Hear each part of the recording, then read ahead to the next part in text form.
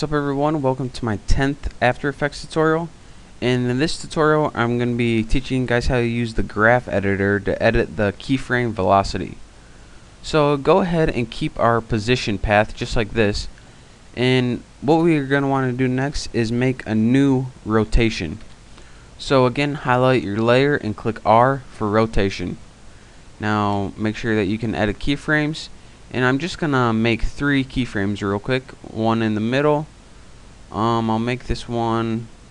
You can do anything. I'll make my 326 degrees. That's pretty random. And I'll make my next one. Actually, I'll make this one 268. Sounds like good numbers to me. So now, after you're done doing this, click Home to go back to your beginning. And to adjust the keyframe velocity of this, we want to work with something called the graph editor. Now your graph editor is right here, so click that, and as you can see, your little keyframes converted into a nice graph. These yellow squares right here represent your keyframes. Now this is a visual tool that you can look and see just how much your object is rotating. From left to right on the x-axis, left to right represents time, and on your y-axis these numbers represent the degrees in which your object rotates. So in about 1 second our object is going to rotate 300 degrees. That's what it's telling you right now. And again, if you want to adjust these, just grab a hold of them and either move them up, which is going to increase the rotation, down, which is going to decrease the rotation, left, which is gonna make it rotate faster, or right, that's gonna make it rotate slower. So I'm gonna leave mine to rotate about 200 degrees in about 1 second. So once you learn how you can move those, this will give you a certain control over your rotation. And again, if you want to hover over a line, a little box is gonna pop up that show you in that point in time what the rotation of your object is going to be. So after 20 frames, Charlie is going to be rotated 135 degrees.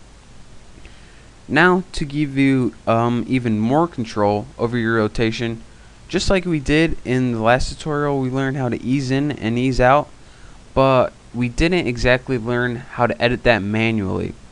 To do that, we need to use this little button, and this is the Easy Ease button. Go ahead and click that, and now you can visually see your object ease in and ease out. In the last tutorial, when we just clicked the button, we were kind of stuck with the defaults, and in this tutorial we can edit the ease in and ease out using these handles. These handles, just like using them on your motion path, the greater you drag them, the more I don't know how I call it, severe or something, that your thing is going to ease in or ease out. As you can see, it's going to start out rotating real fast, then at the end it's going to kind of level off and rotate kind of slow. So enough talking, let me show you guys what this means.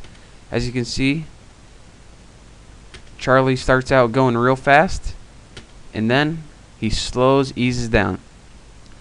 And this is represented again in our motion path. The more dramatic the slope, the more dramatic he's going to rotate, and the more even the slope, the less he's going to rotate. So right here in about 10 frames he rotated about 250 degrees, and then the next 10 frames he only rotated about 20 degrees. So again, that's how you can use your handles and your Easy Ease button to manually control the rotation and ease of your keyframes. And again, if you want to toggle that off, just click this little button right here. This is the graph editor.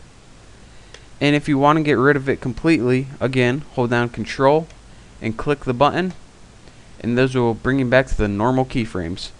So that is how you use handles and the graph editor to edit keyframe velocity. It probably doesn't sound too useful, but trust me, in the future it's going to help you out a ton. So study that, play around with the graph editor a little bit and the Easy Ease functions, and once you learn all this, you can move on to my next tutorial. So I'll see you then. Thanks.